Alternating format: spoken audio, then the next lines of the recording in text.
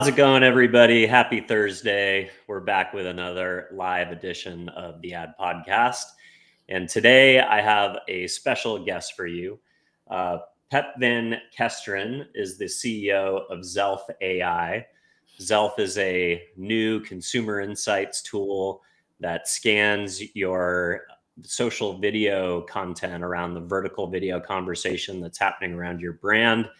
It delivers insights to your inbox, AI-generated comments, so you can insert yourself into the most popular trending conversations. And they have some creator discovery tools as well. They've gone through a lot of exciting iterations and continue to innovate. And prior to that, Pep was a consultant at McKinsey, where he helped organizations go through a digital transformation and figure out how to leverage social for commerce. Pep is also a graduate of the MIT Sloan MBA program. Full disclosure, Pep is a client of mine as well, so super excited to have him on. We'll have more chemistry and history than the average guest that I'm popping on live with. But Pep, thanks so much for joining us. No, thanks for having me, Dylan. After I don't know how long ago did we meet? Yeah, it's been a minute. So hey, why don't we pop into hear a little bit about you. I know you're a multiple time founder. You've had an interesting background. You kind of got into this whole space through building up your own capabilities and learning to be a digital activist. So I've talked about some of the obvious points about your history, but I always love to share people's origin stories. So tell us a little bit about yourself and how you got into the world of entrepreneurship and being a founder. Yeah, wow. I mean, origin stories. I can tell you it's not as exciting as Batman's, but I'll go as far back to sort of my dad as well, I guess. I don't know.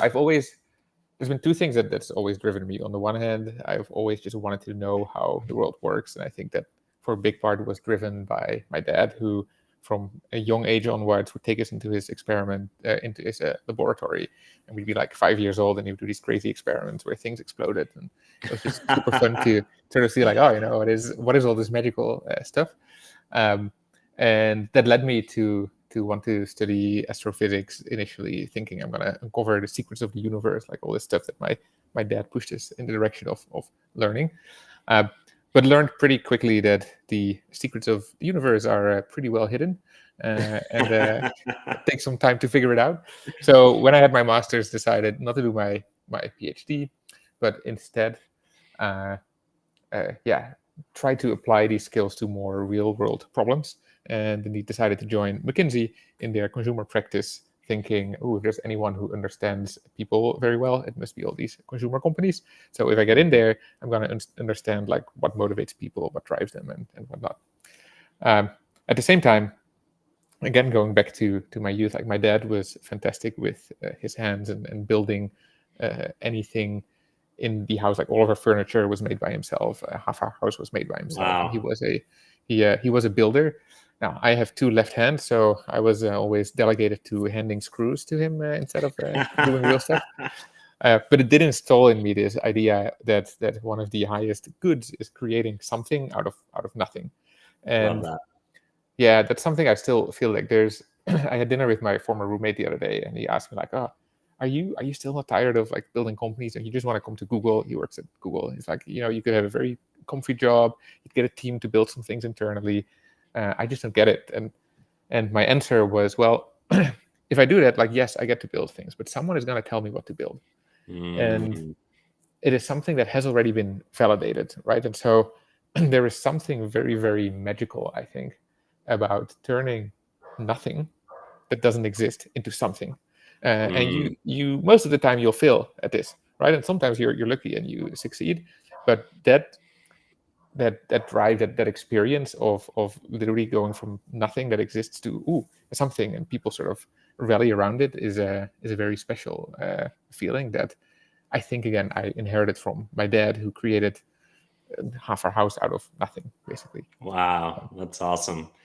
I have a similar background. My parents really my grandparents were entrepreneurs, and I got to live with them for a couple of years. My parents lived down the street, but I was the oldest of a split family. So, my house down the street was full of step brothers and sisters, and I loved visiting them, but I didn't like living with them that much. So I lived with my my grandparents. There was just, a short moped ride up the driveway, and they were blue collar manufacturers, built the largest window manufacturing company in Washington State, and just learned a lot about entrepreneurship from them. So I think our family dynamic, definitely informs a lot of our worldview and what we end up doing. So let's You'll pivot. see we actually have more in common than I realized, because one of the things my dad did was build a house for my grandparents next to us. So and we had like this internal connection where we never had to go outside to see them. And I basically also grew up with my grandma and my grandpa right next to us. Well, good times. I guess it makes that's people. Awesome.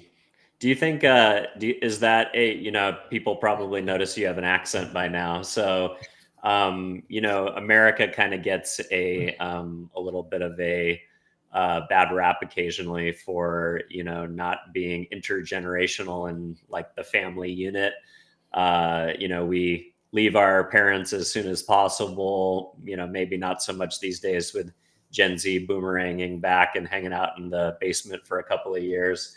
But definitely it feels like the connection to the next generation, it's not about, living with your grandparents and having them age with you. It's about, seeing them once a year for holidays and shipping them off to the nursing home. But is that a unique concept in Europe or where you grew up to kind of, be close intergenerationally? I would say, people used to say that the Netherlands is like the 51st state. I guess now people say Canada is the 51st state.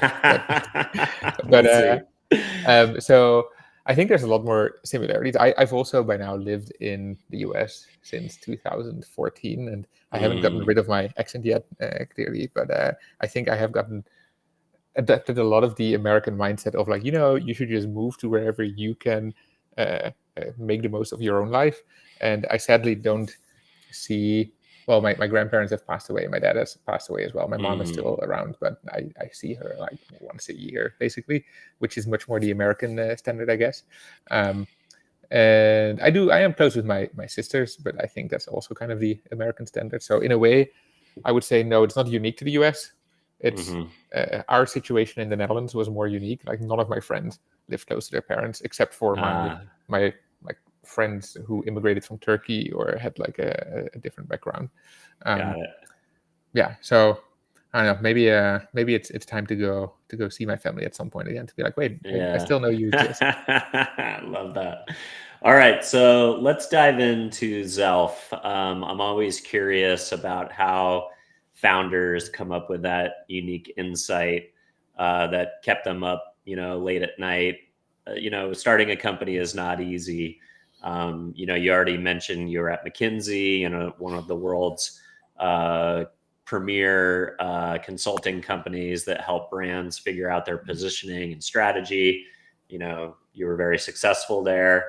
You could have had a glorious career within that organization, but you had an insight and an idea as a potential founder that was keeping you up at night. What was that insight that was driving your attention to seek maybe building something outside of McKinsey?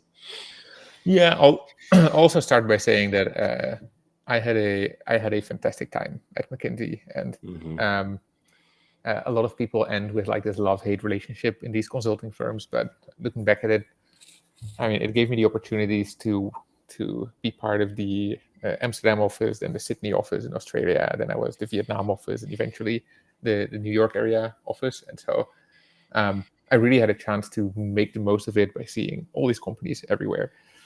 The thing that I realized at some point by being in with all these consumer companies is that the companies that really understand their customers very well, that are like obsessed with knowing what consumers do, they can outperform their peers tremendously.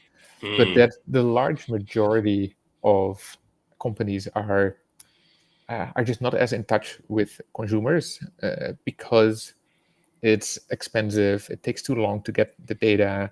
If the data exists, it doesn't get distributed to the right people. And even in the sort of best in class examples, which I would say we were at McKinsey,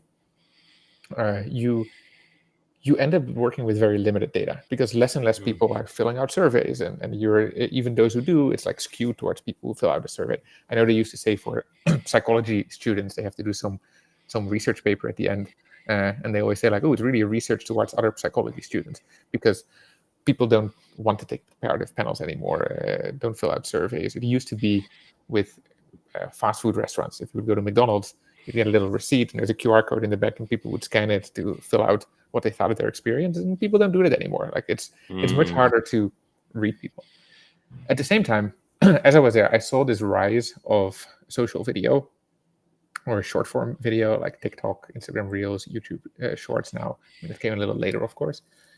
And started realizing that people put all of this information about their lives on this publicly available source of data, right? Like we're all talking about, privacy, but in the meantime, I'm going to show you that I have 4 kids and that I have a garden and that I, what car I drive and what food I eat, and I go to Taco Bell, and like all these different things are being pushed by people onto these video platforms. And I figured, particularly when we heard from some of our clients that they were on TikTok all day, not because they wanted to be entertained. I mean, maybe also, but because they saw it as the dual purpose. Exactly. But they really saw it as the sort of largest consumer focus group that they've ever had access to, because they could see what is trending in fashion, what is trending in food, and people use it to get inspired. One of our customers, I heard their CEO speak at a conference, and she was talking about how they had 12 people that day in, day out are on TikTok, just finding what people say about them, about their competitors. And it's the first time that I actually walked towards someone that was presenting at a conference and sort of cornered them at the stage. And I remember telling him, like, sorry, I usually don't do this, really corner people, but what you mentioned just really stuck with me. And I feel like there should be a much easier way to do this. By now, I have realized that I actually corner people quite often when they come off the stage. So that's the startup thing, I guess. But yeah, so I figured there's this incredible amount of data. If we can just get access to it by finding all the relevant videos for a brand, for their competitors and whatnot, and then use AI to watch all of this, now we can bring this like always on insights about a brand, particularly consumer brands, towards these towards all of these companies, so they can make decisions faster. They can inform their decisions based on real consumer feedback, nothing that's prompted, like it's real organic people talking about it. And that's, I don't know, that was the initial sort of drive to say, let's build something.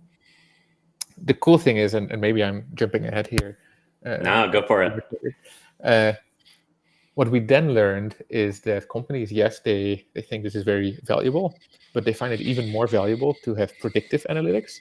And with the rise of AI where it is now, we started being able to build this new concept that we call simulated audiences, of synthetic audiences, where what we do is we take all this content we know about a person, all this video content, and then we create a digital twin of them. It's an anonymized digital twin. So let's say, Dylan, if you were posting one day that you were surfing, and the next day that you had some nice Taco Bell sandwich, and the next day that you, were driving in an RV with your kids. There's all this information that we could take, and we would use it to train a custom GPT or a sort of custom AI agent that is like Dylan 2.0. Again, anonymized. We're not adding your name to it, not any PII. But we do this for the hundreds of thousands or millions of consumers that we find talking about a certain product, and then create this completely digital version of a consumer universe that we can start testing messaging against, that we can start testing new product launches against. And instead of having to wait for 8 weeks, 12 weeks until you get the results, you do it instantly, right? And there's like, I like this ad more than this ad. Great, let me adjust this a little bit. Why do you like this more? And you, in a matter of minutes, you can start getting like fully A/B tested, improved, again, positioning, ad messaging, packaging, like anything you can think of that you would want to ask consumers with all this data that's available, which again, it's like 200 million videos are uploaded a day on social media platforms. Wow. You can train these audiences. You use neural networks. You use recommendation engine algorithms that we've been building for the last 20 years, and get really, really cool results out of it. That's amazing. So kind of the original consumer insights methodology was surveys, and surveys to me are kind of like people that have a Nielsen box in their living room. I've never met one. Right, like people who actually get called by pollsters or take surveys. Maybe I'm in the not the demo. I will say the one survey that I do, and I don't know why, is the YouTube survey. Like when it asks you a question before the YouTube video, I just quickly click on the answers. I don't know why, but I find that one to be interesting. Yeah, one of our advisors is Gary Briggs was the CMO at Facebook at the time. And he told us as well that one of the beautiful things they could do there is survey like 1 billion users. They had like everyone's on their phone, and they could just do a little pop-up the same way that YouTube does it. And they were like, wow, it gives us so much information about like if we just wanted to quickly test something. But most companies don't have that ability because they don't have a social network with billions of users. And we're indeed seeing this almost as the opportunity for every brand to have access to 1 billion people. They turn out to be digital people, but as a group, they behave exactly the same way as people would do in real life. Yeah, that's crazy. So then you've got the insights piece where you can now, I want to make sure that I'm differentiating because social listening has been around forever, but you guys aren't doing social listening. You literally have AIs that are watching the video. And what that means is you are picking up logos or things that are in the video. They're listening to the audio that might not get typed out in the caption. They're not just relying on the closed captions data. Can you talk a little bit about the analyzation of the vertical videos? And why vertical video other than just every social media post? Yes, thank you for asking. Also, thank you for bringing me back to planet Earth, because all this simulated audience and stuff, we're building it, we're working on it. We have some well, I'm gonna move into that next because I think that's phase 2 of what we're talking about for sure. Exactly, but what you're mentioning now is the stuff that we do indeed actually have, which is these insights. Now, I'll start with your second question, like why social video? Social video has an incredible data density, right? Like it is, if you look at what Instagram did, where we had pictures and such, or Facebook was just text, now it's pictures as well. A picture is like super stylized, right? Like people try to bring something across that's not necessarily real. TikTok, YouTube Reels, a little bit less than TikTok, but YouTube Shorts, Instagram Reels, it's all much more like real content. It's very fast. You see not just someone's very temporary face, but it's their continuous expressions. You can get a lot of data around sentiment from someone's actual facial expressions. You can see all this other stuff around them if someone walks by in the background. Like there's just a lot more data density. We do also use things like the comments, etc., to weight it to make sure, like, oh, do people agree with this opinion, all that kind of stuff. But we started with video just because the data density is higher. Social listening, the differentiation there. I mean, what social listening really is kind of like telling you, like, oh, this hashtag is trending, right? Like, and we've heard from a lot of our clients that the sentiment accuracy for a video from traditional social listening is like 30% accurate. Wow. And that's true, because if you apply natural language processing on the caption of a video, you miss all this information that's in the video. What we did, to your point, is build the systems that actually watch the entire video. It takes out across 25 different dimensions all of the important aspects, like the demographics, what brands we're seeing, how something is being used. And our sentiment accuracy is now 95% for 4-class classification, 98% for 2-class classification. And so it's way better than anything that traditional social listening does. But we go further with what you give you as well, right? It's not, oh, this hashtag is trending. It's like, no, we watch every video. We do it for thousands of video. We create a synthesized report the way that we used to do it at McKinsey after crunching numbers for days. But we do it in minutes. And you can still see all the videos behind it. So you see it's like real data. It's not necessarily made up data or anything like that, which between you and I, sometimes at McKinsey, we would make up things a little bit to just get some the conclusions correct. Yeah, research and reporting often favors who's paying for it, and things can be. But with AI, you would at least hope that you're getting unbiased feedback based on the quality of the model, right? Exactly, and the systems are really good. We particularly also the detection systems. There was one video I remember we did this for a travel company, and they wanted to see which brands were trending in a certain travel category, and we would then get all the videos behind those, and I would do some quality checking and be like, oh, this brand, I haven't heard of it, and I check the videos. And one of these videos, I'm like, I just don't get it. Like, there's just a guy walking on I don't know, it was a fjord or something, and I kept going back and forth on like, where is this brand being shown? And then when I started going really slow, I saw that there was a tent in a corner that he walked by, and he just walked by it very quickly. And in the lower corner of the tent, there was a logo of that brand that was, if you zoomed in really big, was actually possible. Wow. And so I was like, oh, wow. I mean, apparently, yes, this traveler is using that brand, but nobody would have picked up on it by themselves. And these AI systems do pick up on it. So it's a lot more, complete and rigorous, the data and the analysis that you get. That's awesome. So that's kind of the new model of data synthesizing and delivering these consumer insights. I want to revisit this idea of the digital twin, or this audience that you guys are building based on consumer habits and everything you know about them from watching these videos. So now the next step is you have this panel or this group of users. And now you can take videos before you even publish them to social, expose them to these AI audiences, and then get real-time feedback on whether that creative will perform if you post it. Is that kind of the most logical use case? Well, I wouldn't say it's the most logical. That would be the most logical if you are a creator or. Okay, got it. Yeah. We really moved away from sort of the social sphere more towards the insights space, and then the broader marketing space. So it's much more around. There's two typical use cases. One is ad messaging and ad testing.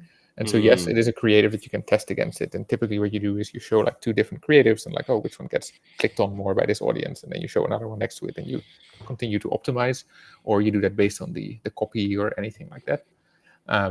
And the ultimate goal there is, of course, that you have two systems against each other, right? Like you have our AI audience system, and then you have an AI creative creation system. And this makes it creative, and then gets some feedback from the audience, makes it better creative, gets the feedback, and then you sort of automatically optimize to the best possible creative in a matter of minutes, rather than having to A/B test. Like you put your ads in your ad manager, and you A/B test for 6 weeks, 17 different creatives.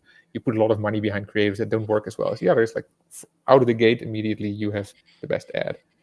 The other big use case that we're seeing is around product innovation. If you want to know, like, oh, what is the next product I should build? How will this resonate with this specific audience? Like maybe you're saying, I want to make I'm Taco Bell, and I want to make a taco for people who like cheeseburgers from McDonald's. Well, let me select as the audience anyone who's eaten a cheeseburger in the last 60 days. It's like, oh, okay, we have here, there's like 150,000 people that you can test against. And then sorry, go ahead.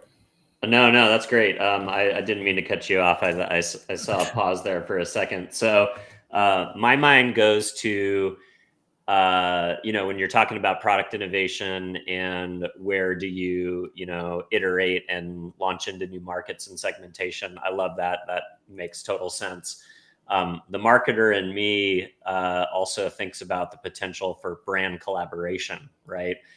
Some of the coolest, most exciting campaigns that we've seen in recent times are when brands collaborate with other brands to kind of, 1 + 1 = 3, essentially, right? Yeah. So, and especially you see them when they are exciting and they feel like they are, maybe out of the box and not obvious. I'm trying to think of something off the top of my head, but let's use Taco Bell for an example. I remember Taco Bell partnered with a hotel chain in Palm Springs and built a Taco Bell hotel for kind of like Coachella season one year. Have you thought about the potential for feeding into the data model to say, what brand should I be collaborating with that will elevate that maybe aren't obvious? Just kind of, thinking about it from a standard partnership model. Yeah, and it's a great thing, and it was actually the travel example I gave was born out of that request from this company on like, oh, we want to partner with more brands that are not necessarily obvious to us. We know that people who we target also like targeting, like doing these activities, and so can you find us the brands that we should be working with? So there's definitely that opportunity, and I think what you'll see indeed is that the beauty of all this social video is that it reveals a lot of things about people that we thought were not true. First of all, it reveals a lot about yourself. If you go on TikTok and all you see is little cat videos, but you think you're a cool NFL dude, it turns out actually you're not a cool NFL dude. You really like cat videos. all TikTok cares about is keeping you entertained as long as possible on that machine. But it's also given us really a window into people how they really are, and I do think that like younger generations are way better at expressing themselves fully and really being themselves. But even for the less young generations, it's this big corpus of video. It can show things about you even if you have never stated them, because other people that are very similar to you are doing this other little thing, and there's another one that's similar to you is doing this little thing, and so you can start stitching all of that together and realize, wait a minute, all these people that are into, let's say, surfing are actually also all really into let's say dog shows. Sure. I mean, that's but it's something that you wouldn't necessarily know from talking to the person about surfing, because they're going to talk about surfing. That's the image they want to uphold. And now we know that there are actually all these connections to dog shows. Maybe the surfing brand and Pedigree should work together. Or I don't know if Pedigree is a brand here. That was a brand in the Netherlands for dog food. Yeah, I think so. Yeah, that's really interesting. I mean, I think we oftentimes over compliment ourselves by thinking that we are so sophisticated and we make so many choices based on free will. I've been thinking about this a lot the more that I talk to people who are, playing in the neuromarketing space, because, when I walk up to a water display at a convenience store, I just grab something, and it's usually Pellegrino or Perrier, and more recently it's been Liquid Death, or some of these newer brands, or Topo Chico. But I don't, as a consumer, necessarily even know why and what the messaging that I was exposed to that makes me reach for those different brands. And I do notice that it changes over time as well. But I have no conscious, recognition of like how I came to that conclusion. It was because I was exposed to messaging, and now my mind is saying go here instead of go there. Yeah, and some companies are just really, really good at it, and it's like you want to be a little bit subtle. I think nobody wants to be sold to in the United States, and that's also why I think like pure ads that people put on TVs, etc., it just doesn't really work anymore. I mean, you'll have a little bit of the, I recognize a brand name, and so maybe that's what drove you to buy Topo Chico. Although I don't think I've ever seen an ad for Topo Chico, so they're doing somehow they're doing things really well with their positioning. It's also interesting often to see that certain companies, like if you had to describe Coca-Cola, like the Coca-Cola enterprise, etc., how would you describe this company? Like, what do they do? It's a question for you, Dylan. They make Well, traditionally, I would think of them as, a company that makes sugary drinks. And I think more and more they're trying to redefine themselves as something new. But, that's I think of red and I think of, sweet, sugary, beautiful Coke that I don't drink all the time. But in certain instances, when I feel like I have a sweet tooth, it's great for, staving off the obsession to actually have dessert. Coke can be a bypass to make sure that I don't go for something worse. You know what I mean? And it's and admitted, like, I mean, you had a disclaimer in the beginning. My disclaimer is I am actually drinking a Coke now, so I'm a big fan. Let's go. But the interesting thing is that Coca-Cola is actually a marketing company. They are not Yeah, making true. drinks. There's all these other companies that do the bottling and make the drinks for them, etc. But the central company, they haven't made drinks in a long time. And 90% of their Interesting. activity is marketing. And even though this brand is incredibly well known, they have to continue investing in marketing in all the newest ways. And Coca-Cola is one of those companies that is like obsessed with understanding consumers and obsessed with customers and really know people just really, really, really well, because 90% of their activities is marketing. If you wanted to create, I mean, they have some innovation, I think, but a lot of their innovation, I guess, is also just buying other companies that are up and coming. Yeah, M&A. Exactly. And then using their giant marketing machine to get it in front. Like, I think Topo Chico is owned by Coca-Cola. It is, yeah. That's how they do it. I love it. Well, so I want to go over to this concept of real-time marketing. The first time that it was really mentioned was the famous Oreo dunk in the dark moment. Was kind of I think the flagship birth of real-time marketing, where brands started investing in having newsrooms and 24/7 social teams and trying to figure out how do they be faster and more agile and not so long-term in their messaging and planning. And you see a lot of brands that do it really well. A lot of brands are still stuck in legacy thinking where they can't, respond in real time. Another one that comes to mind is Ocean Spray, which is kind of like that moment. That was that first big viral real-time marketing moment on TikTok. What I love about Zelf is it surfaces opportunities for real-time marketing in ways that just being on the platform can't. One of the things that we talked about many times in the past is the idea that these algorithm-based platforms do not return videos in the order in which they were published. It's an algorithm for a reason. So if I search for Coca-Cola or Just Water, which I'm drinking today, if I search for these on the platforms, it's going to return videos that maybe were posted 5 minutes ago, videos that were posted 2 years ago. It's going to be all in between.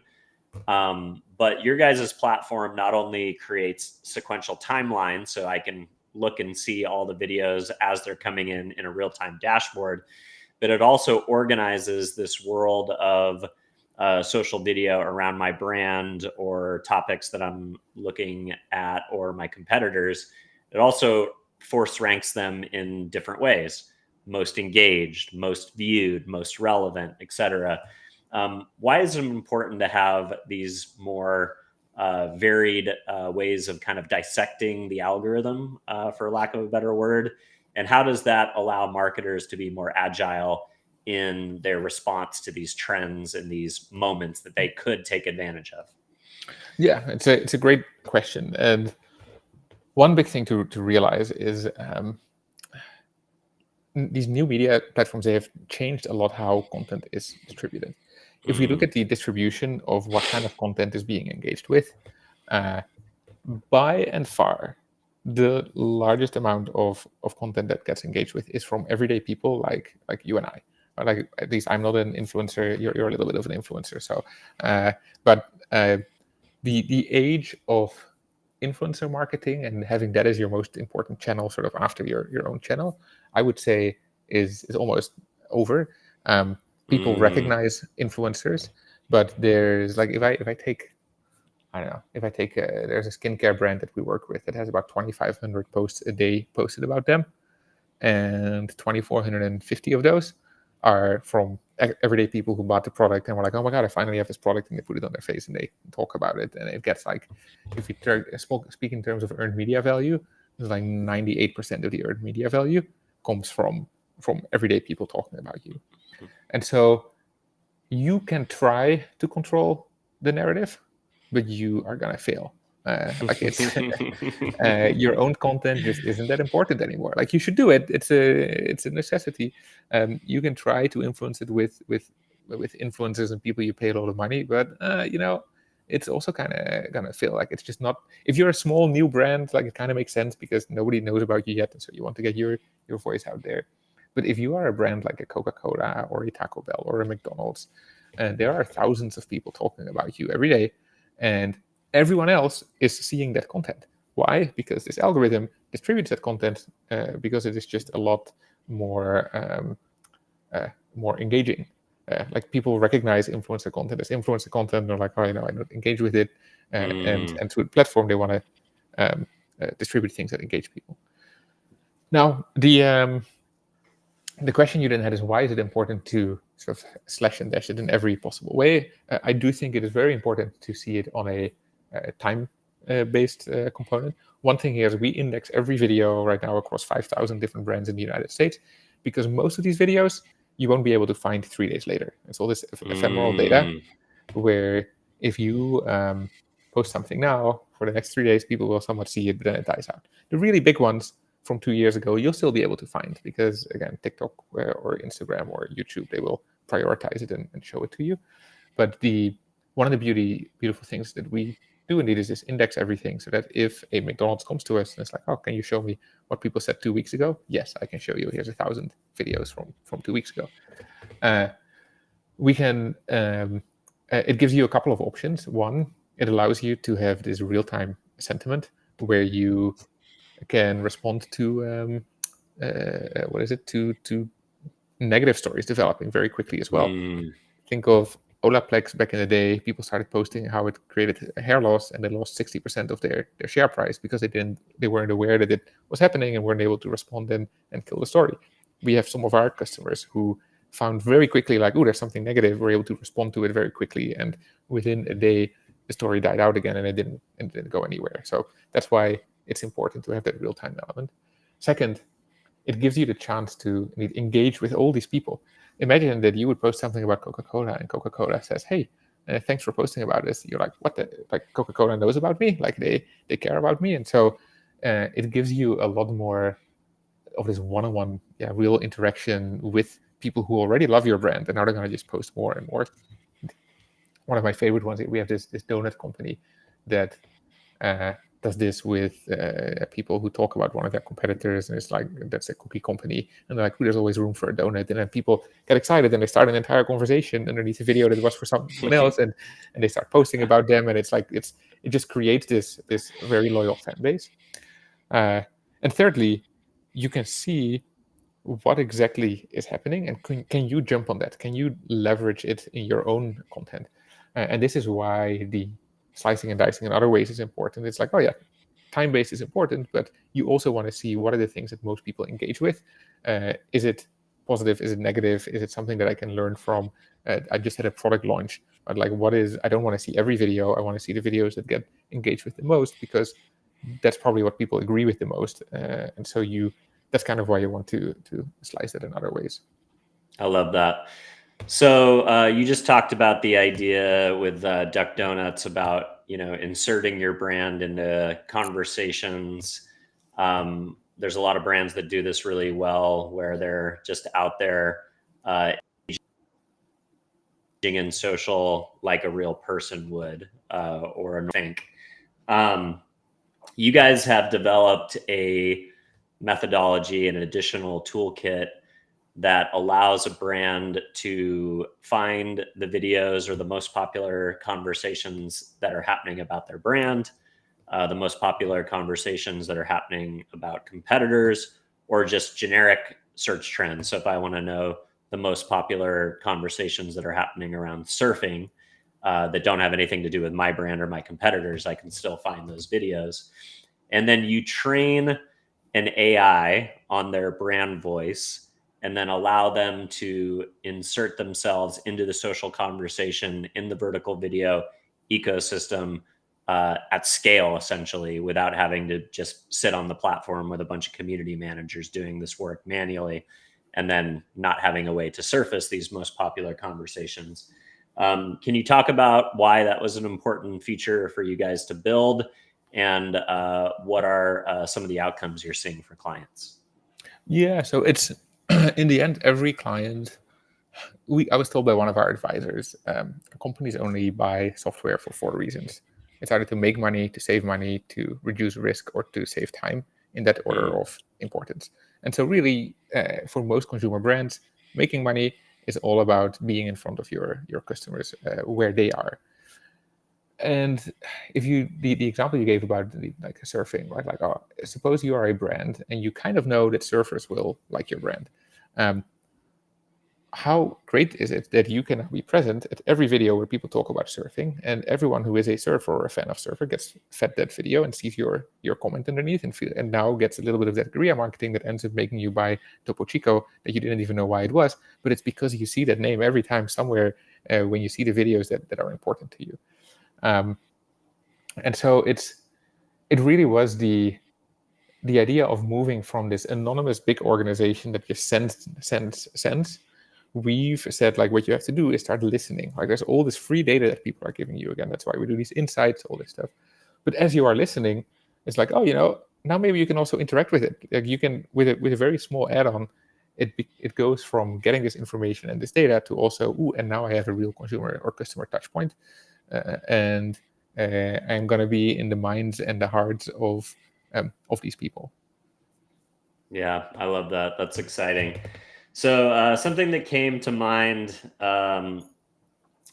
So I'm starting to see, I see a lot of AI videos, of course, on TikTok. It's one of my favorite things to watch when I pop on to, my For You page, great white sharks swimming around in like a New Orleans flood, things that are just like cool visually, but they're probably fake.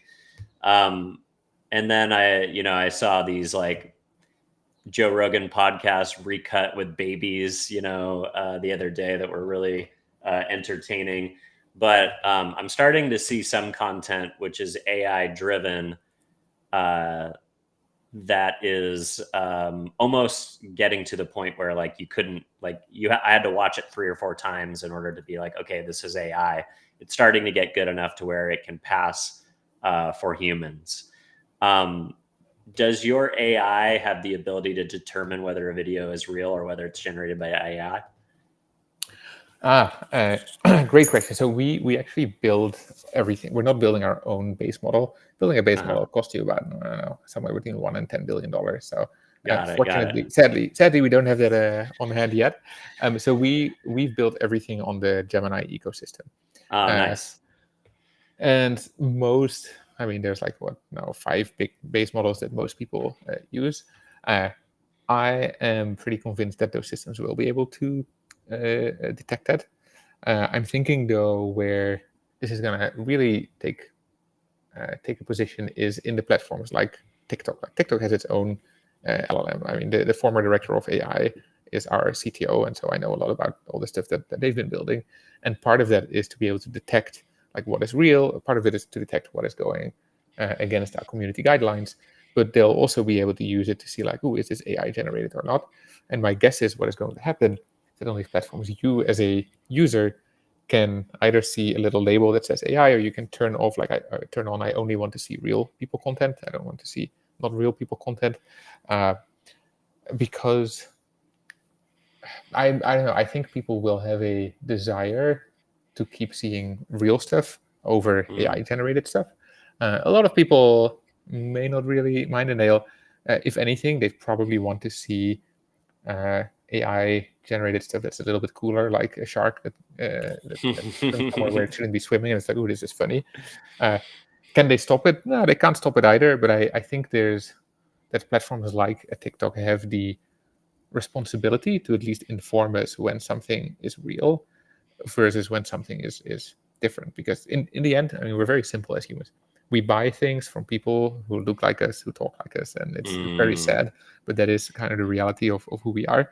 And so with AI, it would become relatively easy to say, oh, we want to target all the, I don't know, middle-aged white men who speak on podcasts, and so they're targeting myself here.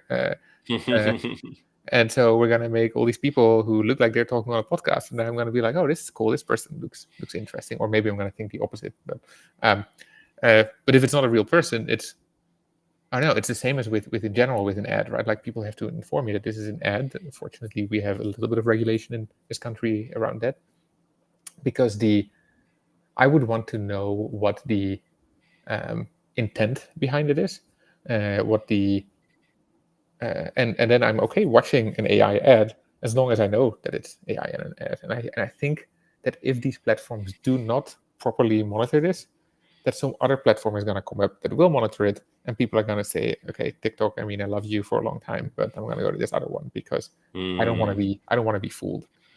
So disclosure and the ability to kind of toggle on and off from AI to the real world could be a differentiator for some of these platforms as this gets better and better.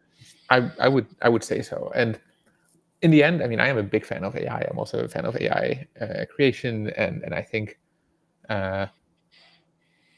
it's not going to necessarily be a bad thing. I think there's going to be an entire platform opportunity for people who make AI generated shorts or movies, or like, but it's a story that it's about the story that they're trying to tell, and it's not about the product that they're trying to sell. And the platforms that go around the stories and using AI for that, I think, will be very, very popular. The ones that are about ads, I think they're going to be less popular.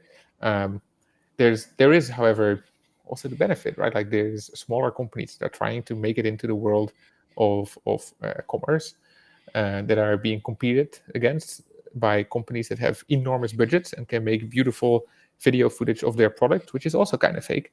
And now a smaller company can start competing with that, even though they don't have these crazy budgets. And that, I think, is actually quite good. Like it's the democratization. Levels the playing field. It levels the playing field, exactly.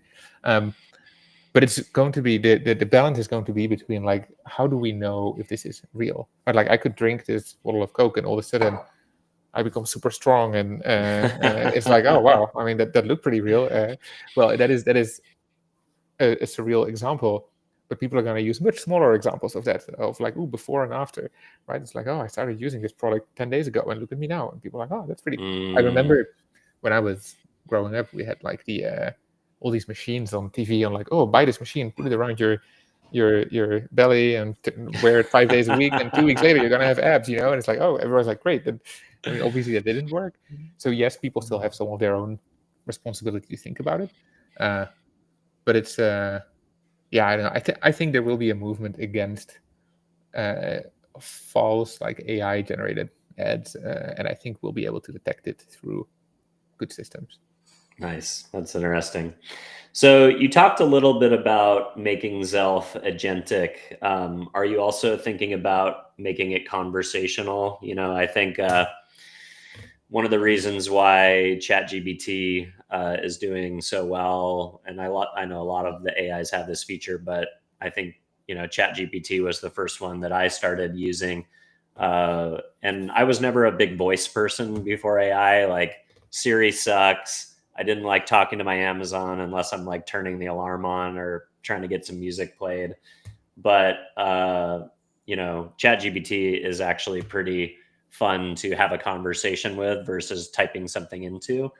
It seems like there's a great opportunity for you to give marketers the ability to have conversations and ask your model questions through voice and stuff like that. Is that on the roadmap? Absolutely. And it's I love the comparison, where the way that how we see ourselves being differentiated from a ChatGPT is that ChatGPT is trained on the entire internet. And so you can ask as a marketer to ChatGPT, hey, what's the best color for the packaging of this product? And it's going to give you an answer just based on like everything it knows. Or you may want to ask them, oh, do you think this message is going to work? And it will give you an answer because it's a generative model.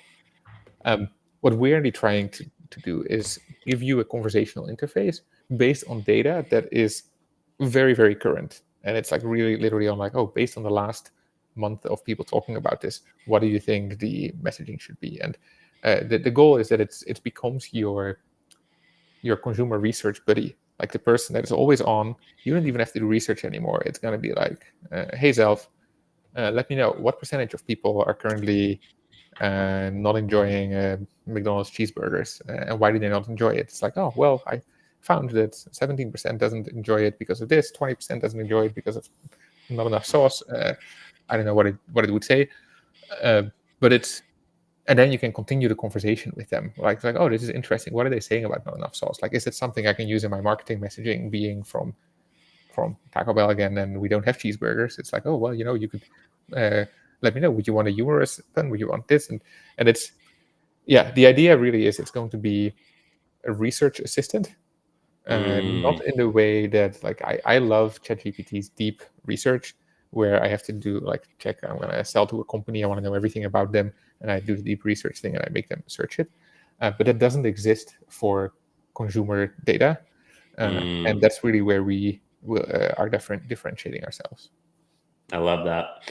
So in a prior interview, you made a statement that I thought was pretty bold.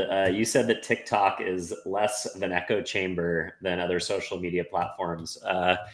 Do you still hold to that position? And if you do, why do you think that? I absolutely do. Nice.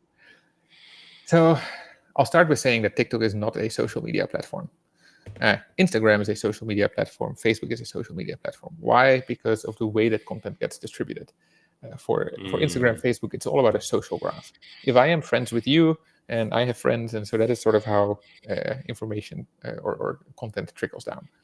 And I am going to be friends with you because we think similarly about something, right? Like I've had the privilege of, as I mentioned, living on 4 different continents. I've worked in 50 different countries. And so I have a lot of friends that are somewhat different from me, but they're still pretty similar because in those countries, we go to the same restaurants, right?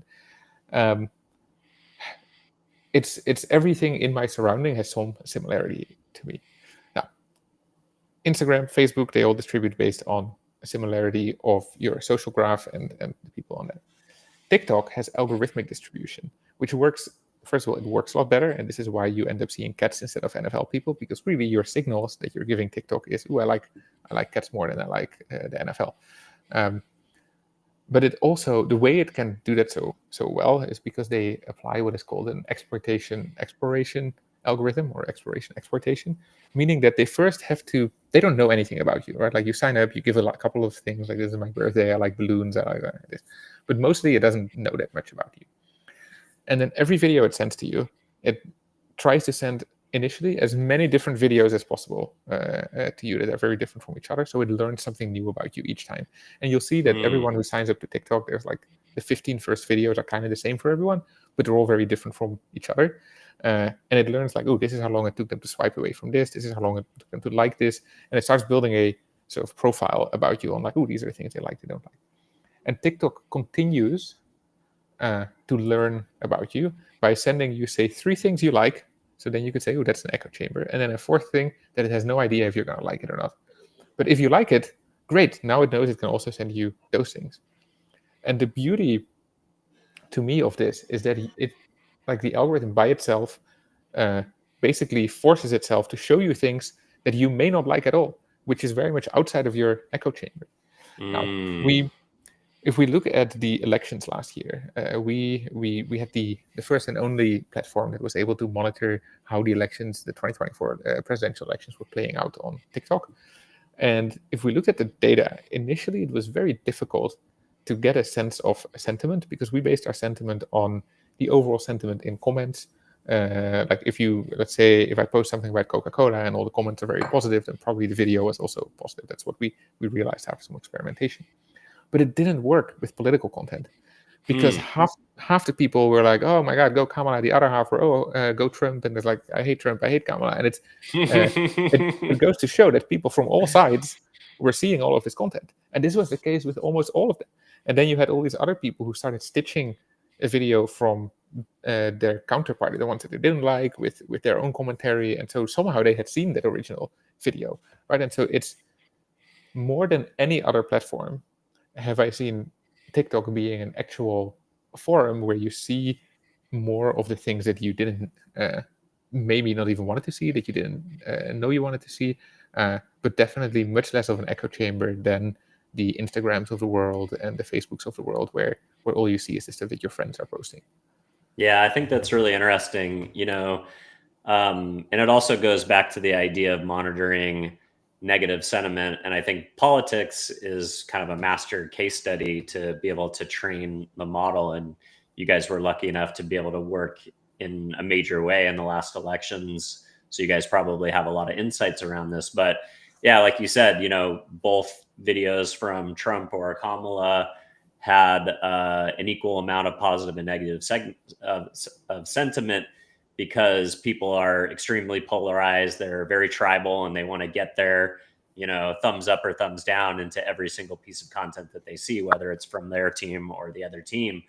But brands, people in most instances don't care as much about it, because a lot of times we're just neutral on brand messaging. But if you think again of like, what's a brand who's killing it in this space, like Liquid Death, I know you're a fan, I'm a fan. And Liquid Death, they literally take their negative hate and turn it into content. Like, they program their channels specifically to not just talk to their most ardent fans, but their most ardent haters. Because at the end of the day, engagement, whether it's positive or negative, now, if it's a customer service crisis, maybe that's another story. You're not going to like make content promoting that. But if it's just purely like, oh, I don't like you because, I heard witches, curse the water, or whatever it is, that's still an engagement, whether it's, if people feel strongly about your brand, both positively and negative, you're going to get a lot more engagement than somebody that doesn't care at all.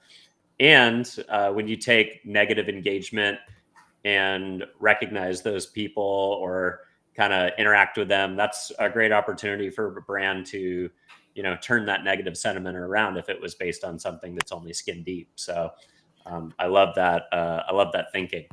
No, and I completely agree with what you're saying. That, I mean, I think it was Oscar Wilde who said, like, oh, the only thing worse than being talked about is not being talked about. Mm-hmm. And so having people talk about you negatively is also still very good.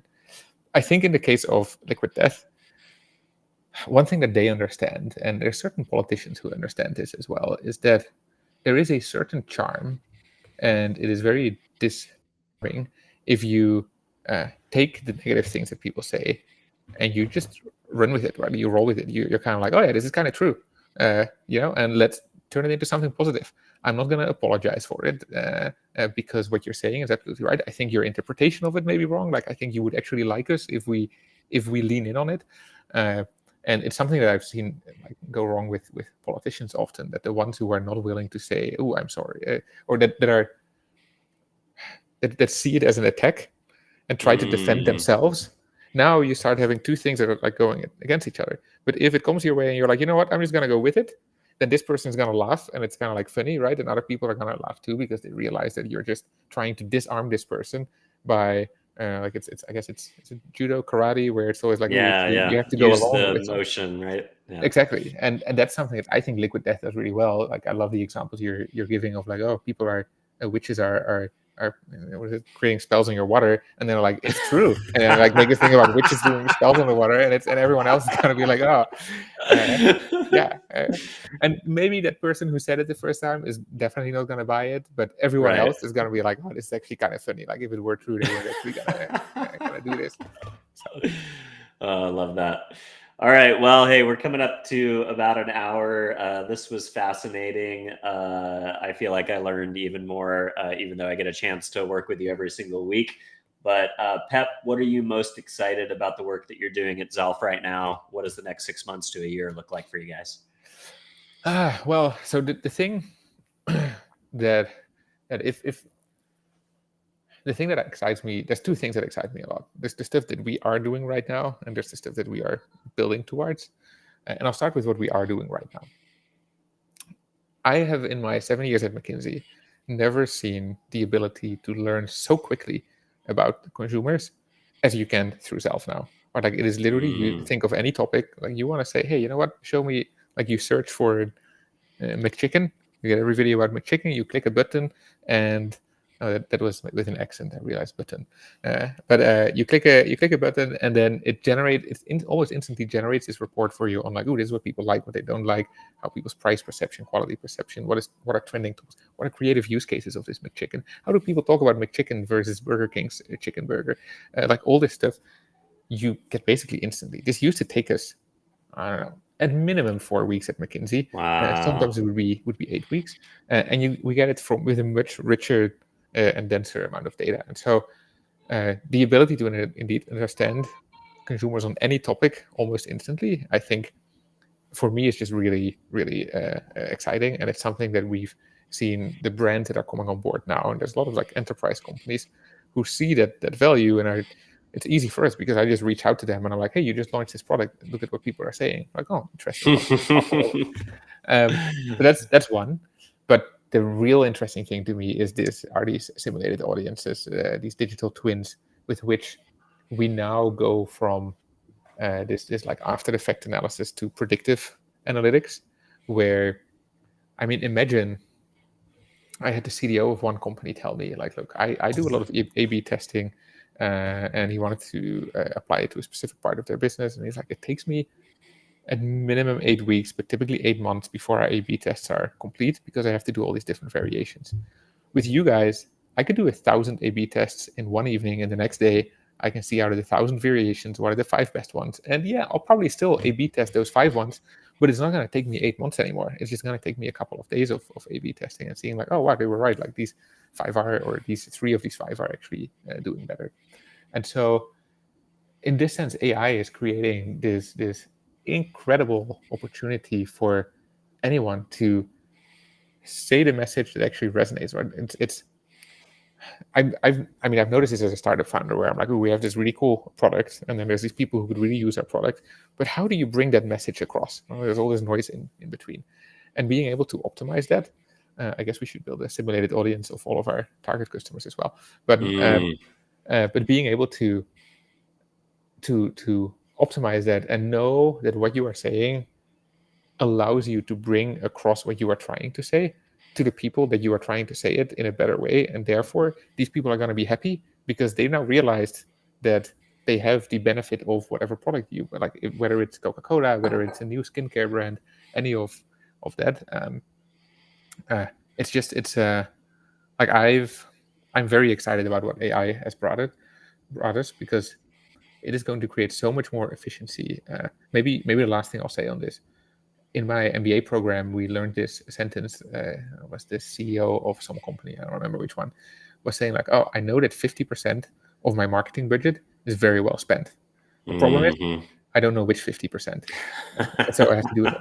What we are basically saying is like, hey, you can actually test which 50% is working and stop doing the other 50% and double down on the stuff that's working, even before you've put money behind it. Wow. So. Yeah, that's awesome. Well, it's a brave new world. I'm excited to continue to watch what you're building and hopefully continue to be a part of it. So, Pep, if people want to learn more, if they want to get a consumer insights report generated around their brand or around a product launch, where do they learn more about Zelf and where can they connect with you directly? Well, we have this thing. It's very innovative. It's called a website. But yeah, the learning more about Zelf is easiest on www.hellozelf.com. So HELLO, hello, and then Zelf is, oh, I realized that's a difficult one. ZELF.com. But if anyone is interested in actually seeing a report, or they have a brand where they just want to do a demo, they can book it through the platform, but they can also just email me directly. I'm happy to. I don't know how this works actually. Is there a way for me to show my email address somewhere? Yeah, I'll put it in. I'll put it in the notes if you want. Perfect. Yeah, happy to. I mean, you always connect us with fantastic people, and so I'm assuming that the people who are watching your podcast are equally fantastic. I think so. Well, awesome. Well, thanks so much, Pep. Appreciate you coming on. So for those of you who are tuning in for the first time, don't forget to like, follow, subscribe, do all the things so you can get future episodes. And if you enjoyed our podcast today, if you give us a honest review inside of whatever platform you're watching or listening, that's how the show finds a bigger audience organically. And most importantly, if there's a executive on the strategy world, on an agency, or a brand marketer who works with consumer insights, or a technologist that you think would be interested in the work that we're doing at Zelf, don't forget to share the show. And with that, we'll be back again shortly. Appreciate you coming on.